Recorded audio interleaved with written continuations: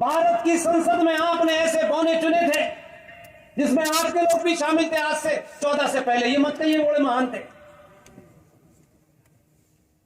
संसद का सत्र समाप्त होता है, पार्लियामेंट की परंपराओं के अनुसार वंदे मातरम गाया जाता है। वो तिरछी टोपी लगाने वाला संभल का एमपी मक्कार शफीकुर रहमान बर्क जैसे ही वंदे मातरम शुरू होता है उठ के संसद के बीच में से जाता है, ये दिखाने के लिए कि मैं कोई नहीं बोलता था, बात बड़ी बड़ी करते थे सब। आपको क्रेडिट देता। 2014 में भी वो जीता। ऐसा नहीं कि संसद में कुछ बैठने वाले लोग बदल गए, कुछ बदले हैं। हां, एक बदलाव जरूर हुआ। अब वो एमपी है आज भी संभल वाला, लेकिन उसे पता चल गया कि वंदे मातरम से इस बार उठूंगा तो मुझे उठा देंगे, इसलिए वो आता ही नहीं है उस दिन। उसको मालूम है बीच में से जाने का रास्ता नहीं मिलेगा, ये यहीं पटक के मारेंगे, गुजरातियों ने भेजा इसको। वो जाता ही नहीं है डर के मारे। इसे कहते हैं समाज का बदलाव, इसे कहते हैं आपकी ताकत। हर आदमी को डंडा मारने की जरूरत नहीं होती। ताकत का सनातनी सामूहिक प्रदर्शन करिए। इस देश के गद्दार, इस देश को तोड़ने वाली ताकतें आपकी चौखट पे नाक रगड़ेंगी, मेरा दावा है। अपनी ताकत का सामूहिक प्रदर्शन करिए, किसी की मत दीजिए। एक बार यही सिलसिला करिए, ये माइक भी बंद हो जाएगा, ये पजामा भी नीचे हो जाएगा। जगह जगह लोग कुर्ते के ऊपर जनेऊ डाल के घूमने लगेंगे, अपना गोत्र बताने लगेंगे। एक बार इसे आपने अभी शुरू किया है, आप सब लोग अपने आप से ये तहैया करें, 100 साल तक अपने निजी स्वार्थों को कहीं पुटलिया बांध के लटका देंगे, सिर्फ राष्ट्र का हित देखेंगे, तभी ये होगा। इससे सरदार पटेल को पता नहीं था कि जिनको बिठाया है ये क्या क्या करने वाले हैं। हर दिन एक नया शगुफा देता है वो भी छोड़ता नहीं है, पूरी ट्रेनिंग का फायदा उठा रहा है। एक प्रधानमंत्री थे जो झूठ फरेब से बने थे, 1946 में बने थे। उन साहब को वो इत्तेफाक से 14 नवंबर को पैदा हुए। अरे कोई ना कोई तो डेट होगी पैदा होने की, आप पैदा हो गए कोई पूरी बात नहीं। लेकिन ये मुझे समझ में नहीं आया कि भारत की सरकारों ने 14 नवंबर को बाल दिवस क्यों घोषित किया। ऐसा बालक कभी न पैदा हो भाई। आखिर इस बालक ने ऐसा क्या काम किया था? माउंट एवरेस्ट पे चढ़ गया था, कोई पाताल में चला गया था, क्या किया था? उसके नाम से बाल दिवस बना करके भारत के बच्चों के साथ जो अत्याचार किया है उसकी सामूहिक माफी मांगनी चाहिए। और हमसे कहा गया बाल दिवस है आज। अब बच्चा पूछता है कि इस बालक ने क्या किया था ये बता। किसी ने कहा कि ये बच्चों से बड़ा प्यार करते थे। मैंने कहा अब 2022 के भारत में सच बोलो, ये बच्चों से नहीं, बच्चों की अम्मी से प्यार किया। इन्हें बच्चों में कोई इंटरेस्ट नहीं, इन्हें अम्मी जान में इंटरेस्ट। इसलिए उसने आपके अंदर के उस सच्चाई को जगाने के लिए, मैं कहता हूं कुछ घटनाएं होती हैं जिसके कारण राष्ट्र की सोच बदल जाती है। सत्ता चलाना, फौज, पुलिस, न्यायपालिका ये अनादिकाल तक, जब तक दुनिया है तब तक रहेंगे। ये देश चला सकते हैं, राष्ट्र नहीं चला सकते। एक छोटी सी घटना ने इस मुहिम को, जिसको हम सब लोगों ने चलाया, हमने ये नहीं कहा कि हमारे बच्चे के नाम पे बाल दिवस रख दो, हमने नहीं कहा। हमने कहा कि इतिहास की भूलों से सीखिए।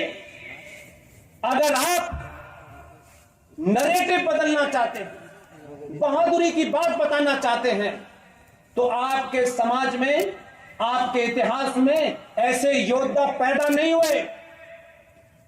हमने उनको जाना नहीं, इसलिए बच्चे आपके कायर बन रहे हैं और हर बच्चा चाचा नेहरू बनना चाहता है।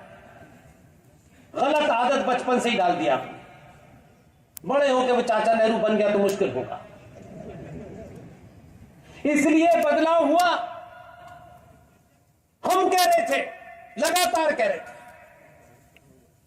सत्ता में जो कुछ करना है करिए, लेकिन राष्ट्र की सोच बदलने के लिए आपको अपने आइकॉन बदलने होंगे। इसलिए एक छोटी सी मांग रखी और हमने अपना कोई स्वार्थ नहीं देखा। हमने इतिहास की एक घटना को उठाया और कहा, गुरु गोविंद सिंह के 4 पुत्र थे। मुगलों ने 2 पुत्रों को धोखे से चमकौर के युद्ध में मार दिया था और 2 पुत्र उनके 6 साल का जोरावर सिंह और 12 साल का या 9 साल का फतेह सिंह। वजीर खान ने कहा कि इन बच्चों को इस्लाम कबूल कराओ। कर दी तुम्हारा और उस राजा के हुक्म के बाद वो वजीर आया, साहबजादा जोरावर सिंह और साहबजादा फतेह सिंह के सामने शर्त रखी, इस्लाम कबूल कर लो। 6 साल के और 9 साल के दोनों बच्चों ने उसकी आंख में आंख डाल के कहा, वाहे गुरु के अलावा किसी को नहीं मानूंगा। दोनों बच्चों को दीवार में जिंदा चिनवा दिया गया। दोनों बच्चे रोए नहीं, दोनों बच्चों की मृत्यु हो गई। यह कहानी उन बच्चों की दादी गुरजरी देवी को जब बताई गई कि जोरावर सिंह और फतेह सिंह को दीवार में चिनवा दिया गया, तो बेचारी सदमे से उनकी मौत हो गई। हमने कहा कि अगर आज की बहुत सारी प्रॉब्लम का हल आज के बच्चों को बताना है, तो बताओ कि ये जो आज कन्वर्जन की बीमारी है, तलवार के जोर पर जो कन्वर्जन हो रहा है, जगह जगह हो रहा है, अगर आज के बच्चों को गुरु गोविंद सिंह के दोनों बच्चों का इतिहास बताया जाता तो कोई ये नहीं कहता कि आज कन्वर्जन हो रहा है। ये 1400 साल से यही चल रहा है। इसलिए बाल दिवस मनाना है तो 14 नवंबर को भारत के पहले प्रधानमंत्री की जन्मतिथि का गुणगान करें, बच्चों पे अत्याचार न करें। और 26 दिसंबर को जिस दिन दोनों बच्चों को दीवार में चिनवा दिया गया था, उनकी मृत्यु हुई थी, उस दिन को बाल वीर दिवस घोषित करें। आपके आदमी ने बिना देर किए इसकी घोषणा कर दी। अब से बच्चे 26 दिसंबर को बाल वीर दिवस मनाएंगे और हर बच्चा पूछेगा कि 26 दिसंबर को कौन बहादुर पैदा हुआ था। तो अब चाचा नेहरू की कहानी नहीं सुनानी है, अब उन बाल बच्चों की कहानी सुनानी है कि उतने अत्याचारी, उतने कातिल, उतने बर्बर लोगों को भी हमारे उन 2 बच्चों ने सामना किया। मर जाने को उन्होंने चूमा, लेकिन अपनी आस्था को बदला नहीं। ये बहादुरी की कहानी है। आप संविधान की बात करते हैं, पढ़ तो लीजिए। इसलिए मैं बार बार गुजरात आकर के आपसे मांग करता हूं। मुझे मालूम है बिहार में जाकर के ये मांग नहीं होगी मेरी पूरी, वहां तो कोटे का मामला है। इसलिए आपसे मांग करता हूं, मैं आपकी मदद चाहता हूं मैं कि आप इसमें मेरी मदद कीजिए। आप मदद नहीं करेंगे तो काम नहीं बनेगा। इसलिए आपसे ताकत चाहता हूं मैं कि आप उन मांगों को साथ दीजिए। सत्ता पे बैठने वाला आज नहीं, कल नहीं, 10 साल, 20 साल, 15 साल, हम सबको जाना है एक ना एक दिन।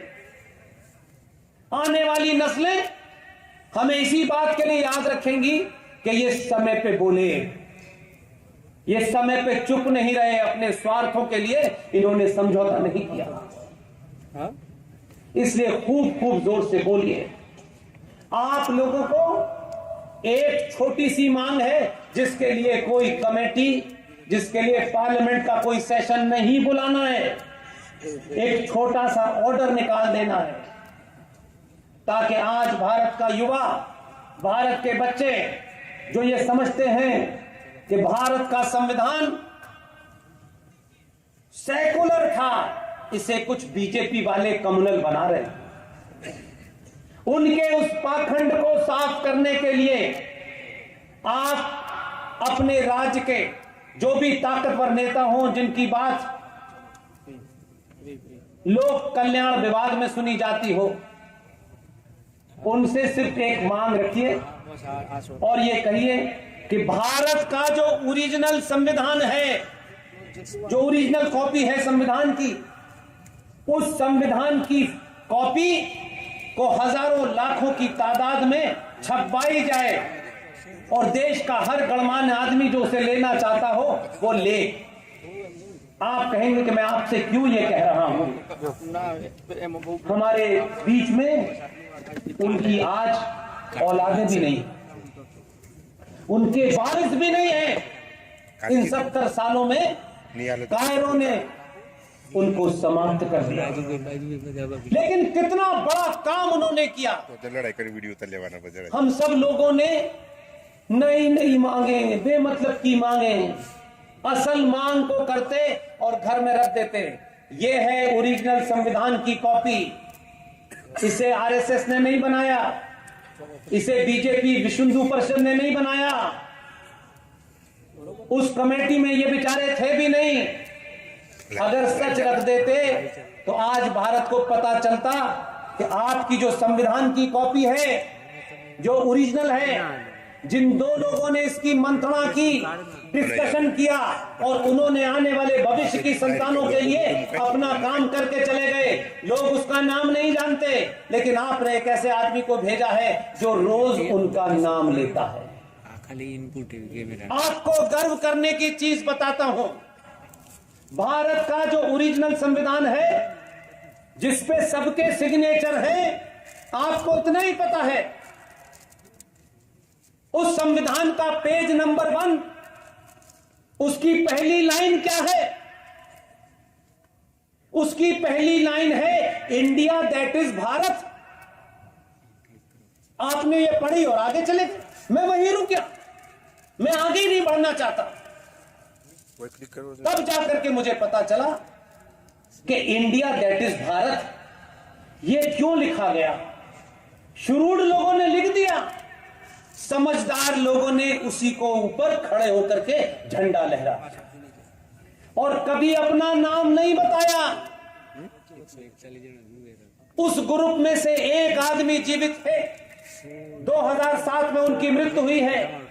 मध्य प्रदेश के जबलपुर के रहने वाले थे, उनके बेटे जीवित हैं, तमाम उनके पिताजी की रिकॉर्डिंग है। मैं जबलपुर में गया, मुझे ऐसे ही किसी सभा को संबोधित करना था, मुझे जैसे ही किसी ने बताया कि ऐसे ऐसे एक परिवार रहता है, मैं सारे काम छोड़कर उनसे मिलने गया। मैंने कहा मुझे पहले बताइए, तो उन्होंने सारे साक्ष्य मेरे सामने रखे। मैं ये सोचता रहा बहुत दिन तक कि आखिर कैसे लोग थे यार। इसी भारत में 70 साल पहले ऐसे भी लोग थे जिन्हें हमने पहचाना ही नहीं। Doctor B R. अंबेडकर और डॉक्टर राजेंद्र प्रसाद ने उस लाइन को पकड़ लिया, संविधान बन चुका, लिखा जा चुका, और आपस में मंत्रणा की कि ये जो लाइन है इंडिया दैट इज भारत, उन्होंने कहा इसमें इंडिया तो है, सारे कानून इंडिया के बनाए जा रहे हैं, कोई कहीं से लिया है, कोई कहीं से लिया है, ये संविधान बन गया, लेकिन इसमें भारत कहां है? हम लोग इतने बौने लोग थे, अपने स्वार्थ के कारण उनका नाम नहीं लिया, और कुछ लोगों ने झूठे लोगों का नाम इतना प्रचारित किया कि कहा यही स्टेट्समैन है, यही विजनरी है। डॉक्टर राजेंद्र प्रसाद और B.R. अंबेडकर के बीच बातचीत हुई और उन्होंने कहा कि इस संविधान में भारत दिखना चाहिए। हजारों हजारों साल पुराने भारत की क्या पहचान थी, ये भारत कैसे चलता था, वो दिखना चाहिए। उसी दिखने के क्रम में डॉक्टर राजेंद्र प्रसाद को B.R. अंबेडकर ने कहा कि क्या हम इस लिखे हुए संविधान के अंदर कुछ नया ऐड नहीं कर सकते, क्योंकि अब ये पास हो चुका है, लेकिन हम इसमें भारत को कैसे दिखा सकते हैं। उन्होंने कहा क्या ये नहीं होगा कि हम चित्रों के माध्यम से भारत को इसमें जिंदा कर दें। दोनों के बीच में मंत्रणा हुई। डॉक्टर राजेंद्र प्रसाद को यह काम सौंपा गया। डॉक्टर राजेंद्र प्रसाद ने बंगाल के अंदर कैलकाटा के पास शांति निकेतन के अंदर नंदलाल बोस को बुलाया, जो उस वक्त के सबसे मशहूर आर्टिस्ट थे, और उनसे कहा कि हम ये चाहते हैं कि भारत के संविधान में कहां फंडामेंटल राइट्स हैं, कहां ड्यूटीज हैं। भारत के इतिहास में, सनातनी इतिहास में हजारों साल पहले आप अपनी ड्यूटियों को कैसे दिखाते थे, अपने कर्तव्यों का पालन कैसे करते थे, आप चित्रों के माध्यम से इसको संविधान में दिखाएं। इसलिए भारत के पहले पेज पर जहां इंडिया दैट इज भारत लिखा है, उसके ऊपर नंदी की तस्वीर बनी हुई है।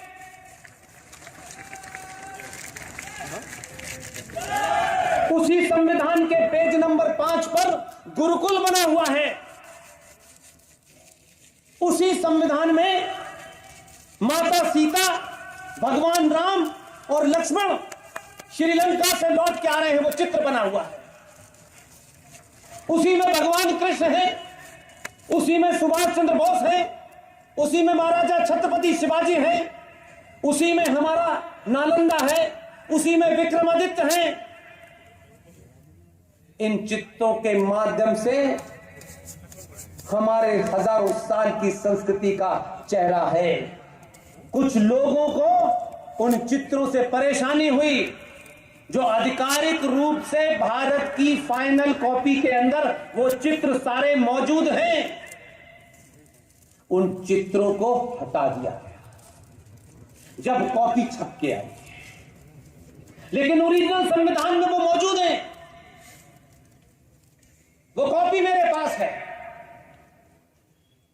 आपसे मैं एक मांग करता हूं, अब की जब वो आए, मुझे लगता है जल्दी आने वाले हैं, क्योंकि यूपी की जिम्मेदारी पूरी करके मैंने सुना था दूसरे दिन अहमदाबाद आ गए थे। वो तो काम खत्म होने के बाद छुट्टी लेते ही नहीं। उसने कहा यहां बिठा दिया है गेरुए वाले को, अब यहां भी ढूंढ रहा है बेचारा।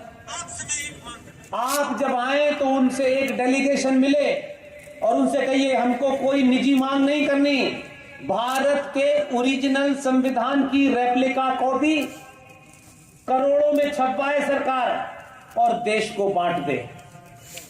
आपका पुरुषार्थ उस संविधान को देख करके इतना जागेगा कि जिन लोगों ने, काले कोट वालों ने 150 साल तक भगवान राम के ऊपर सवाल उठाने वाली याचिकाओं को एक्सेप्ट किया और सवाल खड़े किए कि भगवान राम है भी कि नहीं है।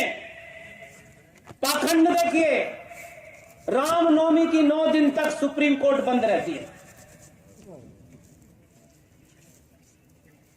छुट्टी लेते हैं, और रामनवमी के बाद जब कोर्ट खुलता है तो कहते हैं आइए बैठ के बात करते हैं भगवान राम है कि नहीं। अगर संविधान की वो कॉपी ओरिजिनल होती जिसमें भगवान राम बने थे, तो संविधान की शपथ लेने के साथ साथ भगवान राम की भी शपथ लेनी पड़ती।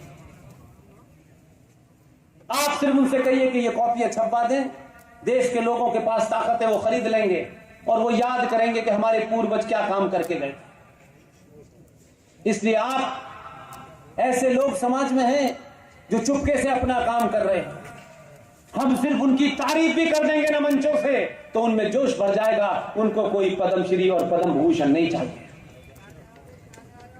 लेकिन खुशी है कि जिस आदमी को आपने भेजा है वो ऐसे लोगों को छांट छांट के निकालता है। लोग कहते हैं कहां कहां से लाता है यार, एक बार लाता है, जैसे ही वो सार्वजनिक करता है आधे लोगों का दम निकल जाता है। 5 वक्त की में से 2 वक्त की पढ़ने लगते, बोले 3 वक्त की तो बेकार हो गई। 2011 में एक शख्स ने, मेरे बड़े हैं, मैं उनको नहीं जानता था, जिस दिन मुझे पता चला मैं टैक्सी करके उनके घर गया। उनका कहा बताइए। मैंने कहा मैं आपके पैर छूने आया हूं, मुझे कुछ नहीं पता, मुझे जो आपके बारे में पता चला है उतना ही मेरे लिए आप सम्मानित। वो बेचारे बड़ी देर तक भौचक्के हो गए, उनको लगता था कि भारत में कोई ऐसे पागल भी लोग होते हैं, नहीं तो लोग काम कराने जाते हैं। 5 मिनट तक उनके पास बैठा और फिर मैंने हर मंच से उनका नाम लिया, इसलिए कि आप जब तारीफ करते हैं तो लोगों में खून बढ़ जाता है, हौसला बढ़ जाता है। सब लोग पुरस्कार से बड़े नहीं होते, समाज में लोग उनका नाम जानते हैं, इसी से बड़े हो जाते हैं। बहुत बारीकी से इस समाज में लोग हैं काम करने वाले। खुशी है कि सत्ता के शीर्ष पर एक आदमी ऐसा बैठा है जो इन बारीकियों को बड़ी बारीकी से देखता है। उत्तर प्रदेश में भगवान कृष्ण के वंशजों की सरकार थी, लेकिन इलाहाबाद हाई कोर्ट के जज जस्टिस शंभुनाथ श्रीवास्तव साहब ने, जिन्हें कोई नहीं जानता, वो भी एक जज थे, अपना काम कितनी बारीकी से किया, कभी शोर नहीं मचाया। भगवान राम कृष्ण के मंदिर के छोटे से झगड़े में एक सुनवाई हुई और सुनवाई करते करते जस्टिस शंभुनाथ श्रीवास्तव का जो एजेंडा था वो यहां था। सुनवाई की, सुनवाई करते करते उस मंदिर का झगड़ा, जो कृष्ण भगवान का मंदिर था, छोटा सा मंदिर था, 2 बंगाली भाइयों में झगड़ा था, उनको अपना एजेंडा लाना था। उन्होंने कहा ये तो मेरी मुराद पूरी हो गई कि ये मेरे ही कोर्ट में आया है।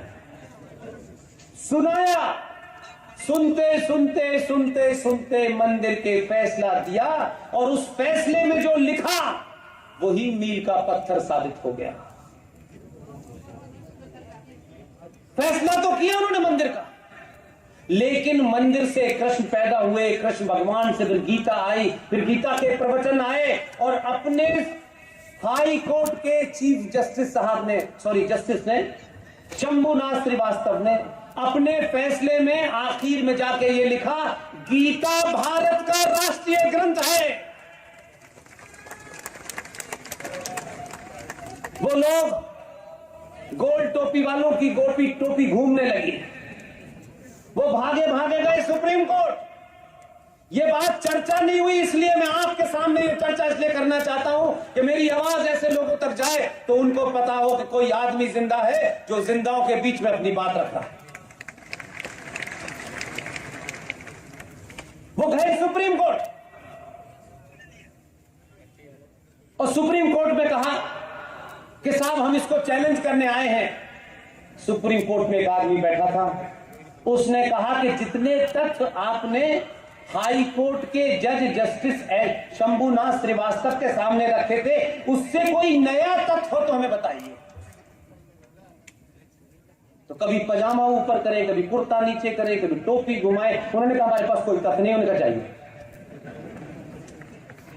लेकिन क्योंकि वहां भगवान कृष्ण के वंशजों की सरकार थी जो गीता के उपदेश की बात करते हैं, उनकी समझ में नहीं आया, उन्होंने वो लागू नहीं किया। लेकिन मध्य प्रदेश की सरकार में, मध्य प्रदेश जबलपुर हाई कोर्ट में जो बेंच है, वहां के हाई कोर्ट की जबलपुर बेंच, वहां पे जस्टिस संजय यादव और जस्टिस अजीत सिंह ने फौरन उस फैसले को अपने यहां लिया और उसकी सुनवाई की। कुछ लोग वहां भी भागे भागे गए और वहां जाने के बाद उन्होंने कहा कि गीता भारत का राष्ट्रीय ग्रंथ है और ये कह के छोड़ा। लेकिन इत्तेफाक से वहां पर भगवान कृष्ण के मानने वाले यदुवंशियों की सरकार नहीं थी। उस चीफ मिनिस्टर ने रातों रात उस फैसले को लिया और कहा कि अब से गीता का सार हाई स्कूल में पढ़ाया जाए। पता नहीं चला हो गया था। उत्तर प्रदेश वालों को पता था इस बार ये होने जा रहा है, क्योंकि वहां यदुवंशियों की सरकार नहीं है कि यदुवंशी अपना धर्म भूल गए हैं, क्योंकि उनकी भैंस आजम खां खोल के ले गया। उनका जो काम था वो बेचारे नहीं कर। भगवान कृष्ण के वंशजों जिन्हें वो गीता के बारे में जानना चाहिए था, लेकिन वो तो इस वक्त छोटे भाई का पजामा, बड़े भाई का कुर्ते का वोट लेने में लगे हुए। और आपके आदमी को ये बात पता चली, वो दिल्ली में नहीं था, उसने उन्हें बुलाया गुजरात और कहा कि मुझे समझाइएगा, फैसला तो आ गया। जस्टिस शंभुनाथ श्रीवास्तव ने देश की सत्ता पर बैठने वाले सबसे बड़े ताकतवर आदमी को, जब वो गुजरात में था, सारे तथ्य उसके सामने रख दिए। वो बोला नहीं। हमें बोलने की बहुत आदत है, सनातनी हिंदू कम बोले तो अच्छा है, जो नहीं बोलना होता वो भी हम बोलते हैं, समय पे चुप रहते हैं। 11 से 14 तक चुप रहा, शपथ ली। शपथ लेने के बाद जो संसद के मान्य मापदंड हैं, राष्ट्रपति भवन गया, वहां कांग्रेस का एक खांटी आदमी देश का राष्ट्रपति बैठा हुआ था। पहली बार उनका किसी ऐसे प्रधानमंत्री से एनकाउंटर हो रहा था। उसने पहले नमस्ते की, झुक के उनके पैर छुए, और उसके बाद में ज्यादा लंबी बात नहीं थी। 2011 में जो उसका होमवर्क था वो इतना ताकतवर था कि कोई उसमें कोमा फुल स्टॉप नहीं छोड़ा। और पहला ही सवाल उनसे किया, माननीय राष्ट्रपति जी, भारत की पहचान के रूप में ये जो विदेशी मेहमान आते हैं उन्हें क्या कहते हैं? वो बेचारे कांग्रेस की संस्कृति के थे, उन्हें नहीं पता था कि भाई साहब ये धोबी पाट वाला आदमी। उन्होंने कहा हम ताजमहल देते हैं। वहीं पे बोला कि ताजमहल भारत की पहचान कब से हो गई? बोले ये परंपरा है। बोला आज से ये परंपरा बंद कर दो। दुनिया के जितने देशों में जो जो भाषा बोली जाती है, उन भाषाओं में गीता का ट्रांसलेशन करा करके ट्रक भर के कॉपियां राष्ट्रपति भवन के बाहर खड़ी थी और कहा कि आज से विदेशी मेहमान जो भी आएगा उसको उसकी बोली में गीता दी जाएगी। दुनिया को समझ नहीं आया ये हुआ क्या है। हमारे यहां पैसे वालों के घरों में मैं अक्सर जाता हूं, जो मुझे बुला लेते हैं कभी कभी अपने साथ चाय पिलाने के लिए। उनके ड्राइंग रूम के अंदर इतनी किताबें होती हैं कि लगता है सब पढ़ ली होगी। किताब लेकर के उसे ड्राइंग रूम में लोगों को डराने के लिए लगाते हैं कि देखो हम इतने पढ़े लिखे हैं, कभी नहीं पढ़ते। ये हमारे यहां की प्रॉब्लम कि घर में हम हिंदी का इंडिया टुडे पढ़ते हैं, लेकिन जब बाहर निकलेंगे तो इंग्लिश का लेके चलेंगे। हम इस कॉम्प्लेक्स से ग्रस्त। लेकिन विदेशी लोग ऐसा नहीं करते। विदेशी लोग हर चीज को पढ़ते हैं। उतनी गीता उसने बांटी है कि पुतिन के पास भी है, बिडेन के पास भी है, सबके पास है।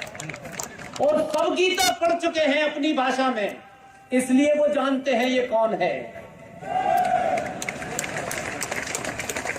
ये गीता बांट नहीं रहा है, ये गीता जैसा आचरण भी करता है। इसीलिए आपको किस्सा जिंदा इसलिए सुनाना चाहता हूं कि कहीं आपके मन के अंदर कोई संकोच हो, कोई कायरता हो, कोई डर हो, तो कम से कम 5 करोड़ गुजरातियों को तो कम से कम नहीं होना चाहिए। आज तो पूरा भारत और पूरा विश्व ये मान रहा है कि हम डरपोकों की औलाद नहीं हैं, हम परशुराम की औलाद हैं। इसलिए आपको डरना नहीं चाहिए। आपके आदमी ने ऐसी गीता बांटी है, एक कपाट से पड़ोसी ने कोई गलती कर दी थी। हमारा एक आदमी उस जहाज का पीछा करते हुए पाकिस्तान में गिर गया, उसे पकड़ लिया।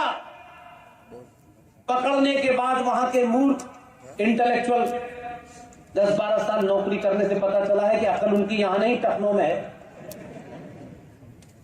एक आदमी को पकड़ने के बाद वहां क्या डिस्कोर्स था इंटेलेक्चुअल अरुण भाई, ये कहा जा रहा था कि इसको पकड़ लो और इसको पकड़ के निगोशिएट करो कश्मीर के ऊपर। उस अभिनंदन बेचारे फौजी को पकड़ लिया और कहा कि इसे जब ही छोड़ेंगे जब कश्मीर छोड़ो।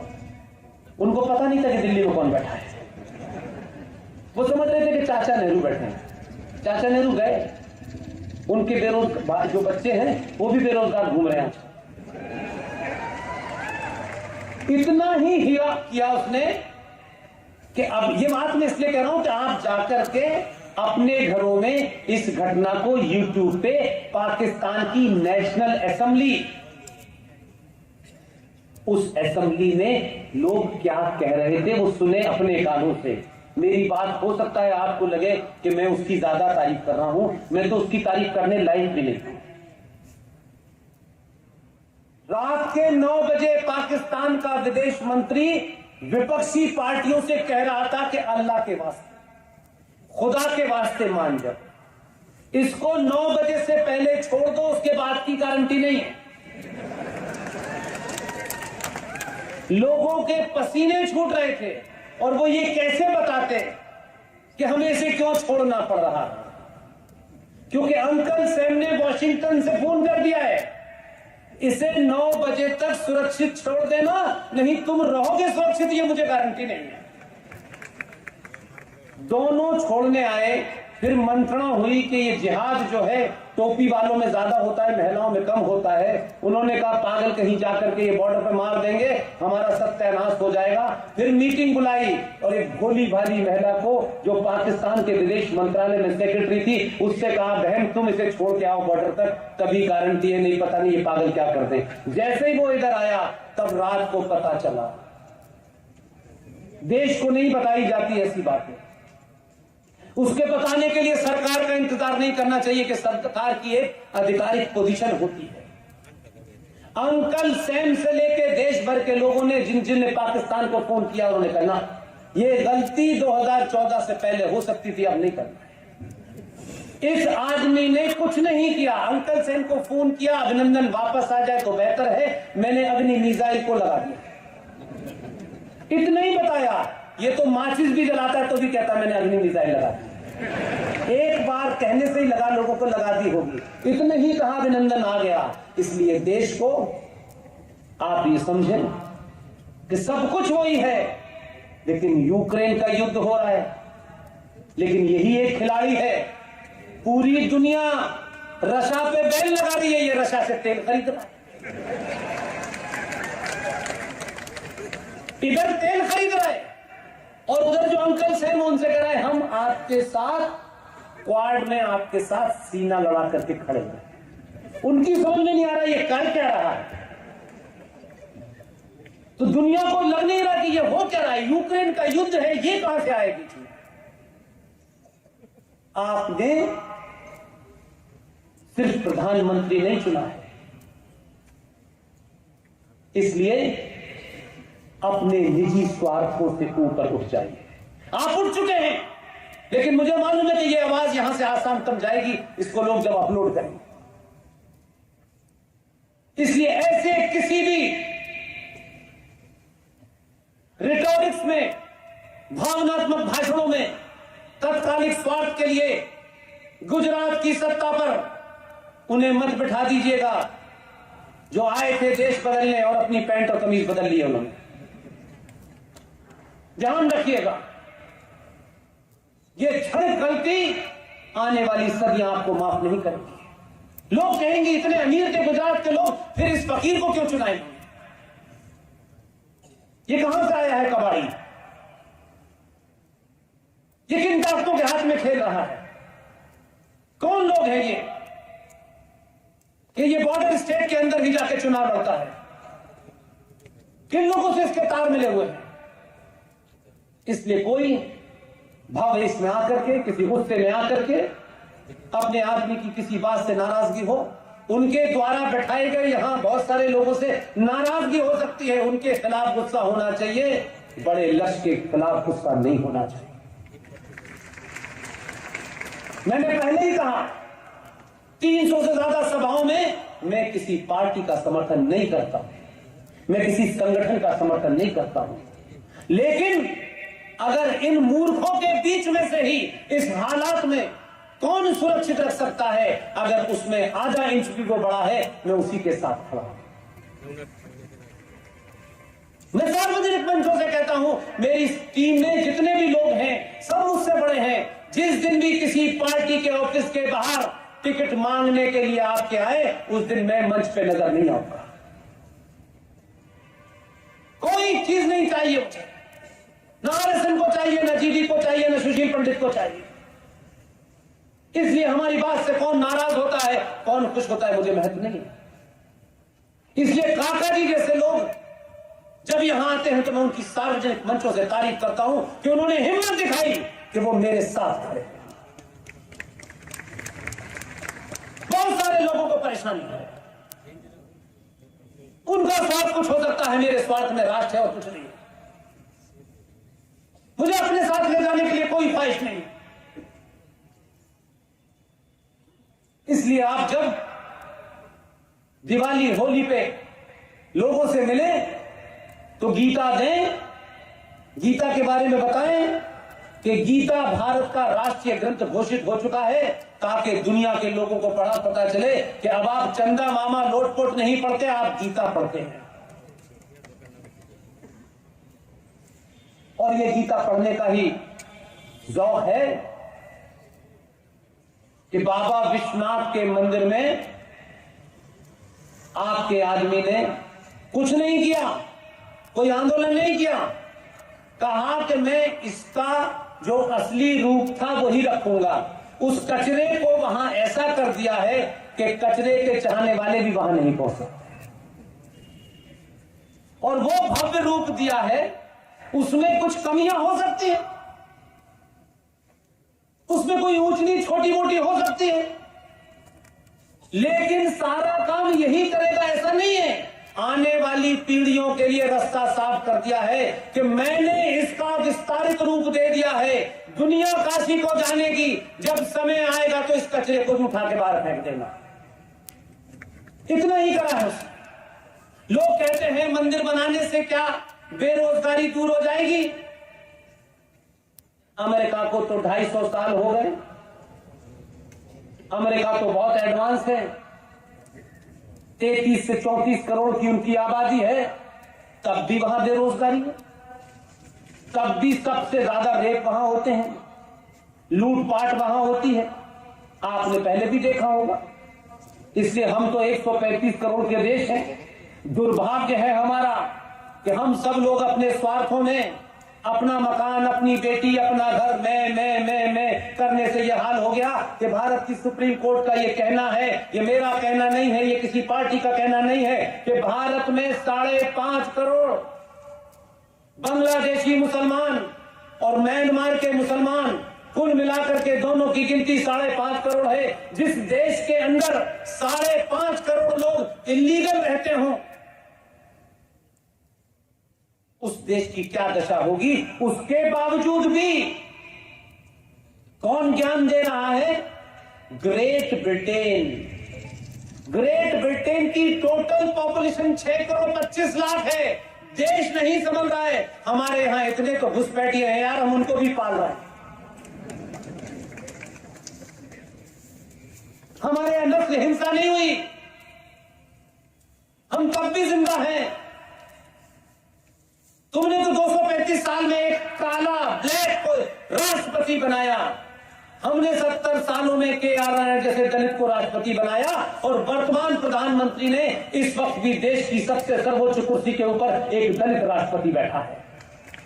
हमसे मुकाबला मत करो, हमें 70 साल हुए हैं, तुम्हें 250-250 साल हो गए हैं। हम ही वो लोग हैं, हम उस संस्कृति के लोग हैं कि भारत के सबसे बड़े राज्य की पहला दलित मुख्यमंत्री को आप ही की पार्टी के लोगों के समर्थन से बनाया गया, और आप ही पे आरोप लगता है कि आप दलित विरोधी हैं। आप अपनी चाटुकारिता के चक्कर में, पार्टी की टिकट लेने के चक्कर में आप सच नहीं बोलते। अगर आप पार्टी के कार्यकर्ता भी हैं तो पार्टी के महान लोगों ने जो काम किए हैं उसको बोलिए, लेकिन आपकी जबान अपने नफे नुकसान और टिकट के ध्यान से बोलती है। ये सबसे बड़ी बीमारी है। आप अपनी बात को शान से रखिए, सबके सामने रखिए, लेकिन आप रखना नहीं चाहते क्योंकि उससे आपको टिकट नहीं मिलता है। सब कुछ आपके जीवन में टिकट और एमपी एमएलए बनना है। एमपी एमएलए ने कभी देश राष्ट्र नहीं बचाया, कभी नहीं बचाया। जो इसकी चिंता नहीं करते हैं वही बचाते हैं। इसलिए भारत में एक पुनर्जागरण चल रहा है। अलग अलग जगह से लोग अपने आप आ गए। कश्मीर में 1990 में क्या हुआ सबको पता है। मेरा तो जीवन उसी दौर का है। एक आदमी, कोई बड़ा डायरेक्टर नहीं था, कोई नामी ग्रामी आदमी नहीं था, कोई बहुत फिल्में उसने नहीं बनाई थी, लेकिन ये आपका दबाव है। ये 95 करोड़ सनातनियों के अंदर से उठने वाली आवाज है जो जाने अनजाने उन लोगों के कानों में पहुंच रही है जो अपना रोल प्ले कर रहे हैं। और उस आदमी ने बहुत कम पैसों में, मैं जानता हूं कि इन संकटों में विवेक अग्निहोत्री ने ये फिल्म बनाई। बड़े बड़े लोग उनके पास नहीं आए कि हम फ्री में काम कर देंगे, लेकिन कुछ लोग पैदा हो गए और उन्होंने कहा विवेक अग्निहोत्री, तुम जो फिल्म बना रहे हो हम एक पैसा नहीं लेंगे तुमसे, क्योंकि तुम्हारे पास देने के लिए नहीं है, लेकिन तुम्हारा एजेंडा पड़ा है इन सनातनियों के साथ। भगवान आचार्य ऋषि कश्यप के वंशजों, भगवान हिंदू सनातनी संस्कृति का जो सबसे बड़ा केंद्र था, जहां पंचतंत्र लिखा गया, वहां की धरती के ऊपर इस्लामिक जिहादियों ने उस सभ्यता को नष्ट करने के लिए मारतंड के मंदिर को तोड़ दिया गया। आपकी फिल्मों में मारतंड के मंदिर के सामने एक आंधी फिल्म का गीत गाया जाता है। आप जिंदा नहीं थे, इसलिए आपने उस गीत की लाइनें नहीं सुनी, इसलिए आपको अंदर वो बोध नहीं हुआ कि इस मारतंड के मंदिर, जो सूर्य का मंदिर है, जो मेरी आस्थाओं का केंद्र है, उस मंदिर के सामने एक फिल्म आंधी की शूटिंग हुई और उसमें एक हीरो अपनी हीरोइन के साथ में गाना गाता है और गाना गाते गाते कहता है, वो इंदिरा गांधी के ऊपर फिल्म बनी थी, फिल्म का नाम आंधी है। उस फिल्म में कहता है कि ये जो इस जगह आयतें लिखी हुई हैं, ये अरबी में आयतें लिखी हैं। नरेटिव ऐसे बनता है, आने वाली जनरेशन को नहीं पता मारतंड का मंदिर हमारी पहचान था, कैसे उसके अंदर गानों में ये बताया गया, इस पे आयतें लिखी हुई हैं। उस मारतंड के मंदिर को आज बहुत सारे लोग शैतान की गुफा कहते हैं। एक हैदर नाम की फिल्म बनी, उस मंदिर के सामने शूटिंग हुई। ये शूटिंग इसलिए की गई कि आपकी भावनाओं में अगर थोड़ा भी पुरुषार्थ है तो उसे कुचल दिया जाए। इस तरह सभ्यताएं नष्ट होती है। इसलिए विवेक अग्निहोत्री ने एक बड़ा काम किया। मुझे खुशी है कि आप सबने पहली बार इसके गाने अच्छे हैं कि नहीं, इसमें हीरोइन ने कौन सा सलवार पहनी है ये नहीं देखा। आप अपनी उस खोई हुई सभ्यता को ढूंढने गए। आपने इतनी फिल्म देखी है कि पजामे वालों का डर लग रहा है कि कहीं ऐसा ना हो कि आप गोदरा फाइल बन जाए। चौराहे चौराहे नंगा और एक्सपोज करना है उन लोगों को जिन्होंने भारत भूमि पे सनातन को नष्ट करने की कसम खाई हुई थी। आपको सिर्फ ऐसे लोगों का हौसला बढ़ाना है, उनकी तारीफ करनी है, और आपने एक नया नैरेटिव सेट कर दिया है कि अब आप हकले और लंगड़े और लूले की फिल्म देखने मत जाइए। आपके हाथ में वो ताकत है कि अगर 96 करोड़ सनातनी हिंदू हर एक दिन तय कर ले कि हमारे बीच में जो योद्धा लड़ाई लड़ रहे हैं, अगर इनकी लड़ाई को कोई आर्थिक कमजोरी आ रही है तो एंटरटेनमेंट के लिए आप फिल्म दिखाइए।